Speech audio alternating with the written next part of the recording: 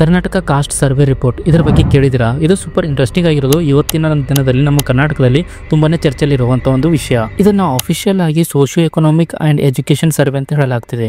ಇದು ಕಂಡಕ್ಟ್ ಮಾಡಿರೋದು Karnataka state backward classes commission ಅವರಿಂದ ಇದನ್ನು ಕಂಡಕ್ಟ್ ಮಾಡಲಾಗಿತ್ತು. 2014ರಲ್ಲಿ ಸಿದ್ದರಾಮಯ್ಯ ಸರ್ಕಾರ ಈ ಒಂದು ಆಯೋಗನ ರಚನೆ ಮಾಡುತ್ತೆ.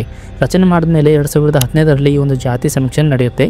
ಅದು ವರದಿ ಕೊಡುತ್ತೆ 2024ರಲ್ಲಿ. ಈ ಒಂದು ಸರ್ವೆಯಲ್ಲಿ ಕರ್ನಾಟಕದಲ್ಲಿ 94% ಜನಗಳ ಒಂದು ಮಾಹಿತಿನ ಕಲೆಕ್ಟ್ ಮಾಡಲಾಗುತ್ತೆ, ಸರ್ವೆ ಮಾಡಲಾಗುತ್ತೆ. ಈ ಸರ್ವೆಯ ಪ್ರಕಾರ ಶೆಡ್ಯೂಲ್ ಕಾಸ್ಟ್ ಜನರು ಎಷ್ಟಿದ್ದಾರೆ ಅಂದರೆ 19.5% ಇರೋದು.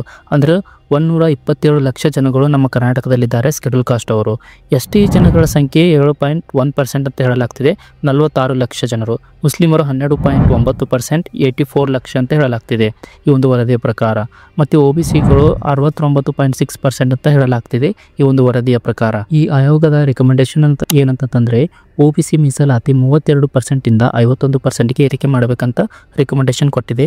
ಮತ್ತು ಹೊಸ ವರ್ಗ ಕ್ರಿಯೇಟ್ ಮಾಡಬೇಕಂತ ಹೇಳಿದೆ, 1B ಅಂತ ವರ್ಗನ ಕ್ರಿಯೇಟ್ ಮಾಡಬೇಕಂತ ಹೇಳಲಾಗ್ತಿದೆ. ಮತ್ತು ಇವಾಗ 51ಕ್ಕೆ ಏರಿಕೆ ಮಾಡಿದರೆ ರಿಸರ್ವೇಷನ್ ಒಟ್ಟು ಮೀಸಲಾತಿ ಎಷ್ಟಾಗುತ್ತೆ ಅಂದರೆ 85% ಆಗ್ಬೋದು. ಇದು ಒಂದು ಸುಪ್ರೀಂ ಕೋರ್ಟ್ ಒಂದು ಕ್ಯಾಪ್ ಮಾಡಿತ್ತಲ್ಲ, 50% ಅಷ್ಟೇ ಕೊಡಬೇಕಂತ ರೂಲ್ಸ್ ಇತ್ತಲ್ಲ, ಅದಕ್ಕಿಂತಲೂ ಹೆಚ್ಚು ಜಾಸ್ತಿ ಆಗ್ತಿದೆ. ಇದರ ಬಗ್ಗೆ ನಿಮ್ಮ ಅನಿಸಿಕೆ ಏನು? ಕಮೆಂಟ್ನ ಮುಖಾಂತರ ತಿಳಿಸಿ.